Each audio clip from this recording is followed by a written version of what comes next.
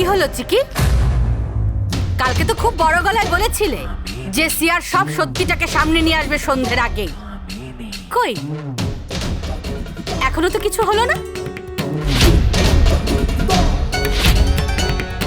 কি হলো চিকি? তোমার সত্যিটা কি এতটাই দুর্বল যে মায়ের সামনে আসতে পারছে না? আমার কি মনে হয় জানো, তোমার সেই প্রেমিক সে বোধহয় ভয় পেয়ে গেছে। না, তুমি আরো তোমরা দুজনে মিলে যে প্ল্যান করেছিলে সেটা ফেল হয়ে গেছে।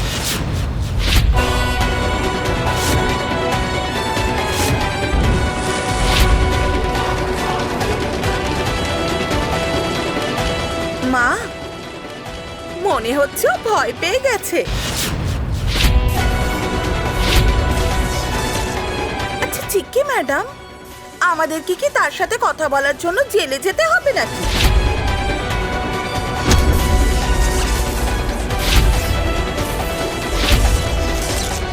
সেরকম কিছুই হবে না।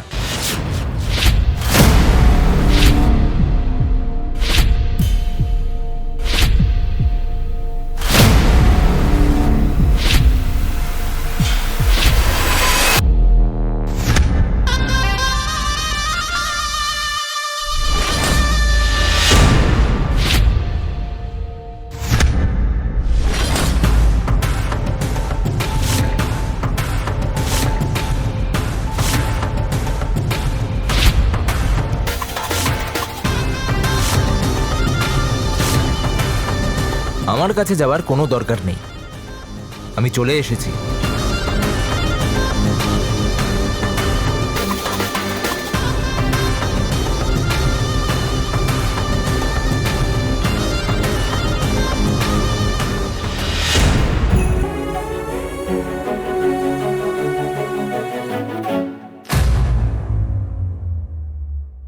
চিকি, আমি তোমার কথা শুনে সৎ হওয়ার চেষ্টা করছি, আর আমি আজকে সবার সামনে সব সত্যি বলবো।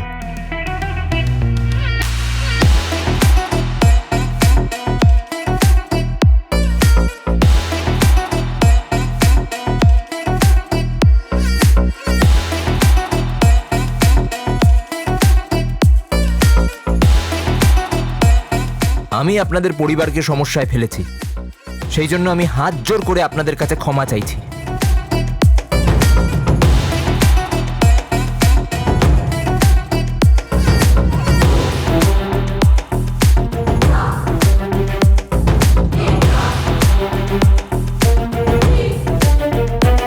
উকিল বাবু,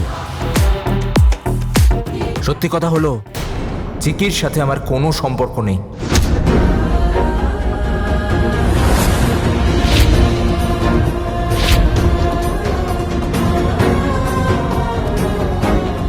আরে চিকিকে তো আমি ওয়ান সাইড লাভ করতাম, তার সরলতা, তার কথাবার্তা আমার সবকিছুই পছন্দ ছিল।